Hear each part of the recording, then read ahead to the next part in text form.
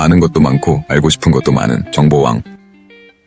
여러분 문제중심 학습, 즉 PBL에 대해 들어보셨나요? 오늘은 이 흥미로운 교수법의 특징과 장단점에 대해 이야기해보려 합니다. 문제중심 학습은 말 그대로 문제를 중심에 두고 학습이 이루어집니다. 일부 학자들은 문제중심과 문제 기반을 구분하지만 오늘은 문제를 중심으로 학습한다는 점에 집중해볼게요. PBL을 제대로 이해하려면 의과대학 이야기를 빼놓을 수 없습니다. 실제로 이 방법은 의대에서 교육과정을 혁신하는 과정에서 탄생했죠. 의대생들은 책으로만 배우다 보니 환자를 진료할 때 어려움을 겪었습니다. 그래서 가짜 환자를 수업에 데려와 학생들이 직접 검진하고 진단하는 방식이 도입됐죠. 혹시 미국 드라마 닥터 하우스를 본 적 있으신가요? 이 드라마가 바로 PBL의 전형적인 모습을 보여줍니다. 닥터 하우스는 의사들과 함께 미스터리한 환자의 병명을 찾기 위해 다양한 탐색과 진단을 시도합니다. 이 과정이 바로 문제중심 학습의 핵심이죠. 이런 PBL 방식은 의대뿐 아니라 최근엔 일반 교실에서도 다양한 문제를 제공해 탐색하는 방식으로 확장되고 있습니다. 그러나 모든 교수 전략이 모든 상황에 적합한 것은 아니니 적절한 적용이 필요합니다. PBL의 특징 중 하나는 정답이 하나가 아니라는 점입니다. 학습은 비구조화된 문제에서 시작되어 다양한 해결 과정을 거치게 됩니다.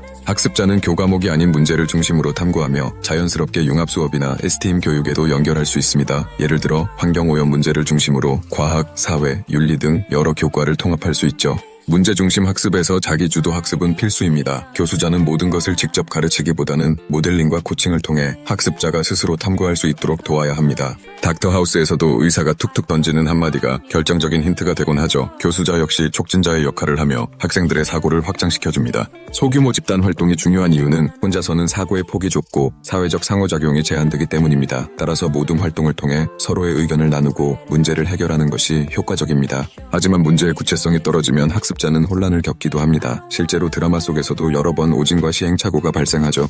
교실에서도 다양한 관점이 충돌할 수 있으니 교사가 이를 잘 정리해주는 역할이 필요합니다. 학생 수가 많을 때는 PBL 적용이 더욱 어려워질 수 있습니다. 또한 교사의 코칭 능력이 매우 중요합니다. 한마디 팁으로도 학생의 사고를 전환시킬 수 있어야 하죠. 모든 것을 다 설명해주기보다는 학생이 스스로 답을 찾아가도록 유도해야 합니다. 이처럼 교사의 역할과 PBL의 특성, 그리고 단점까지 살펴볼 필요가 있습니다.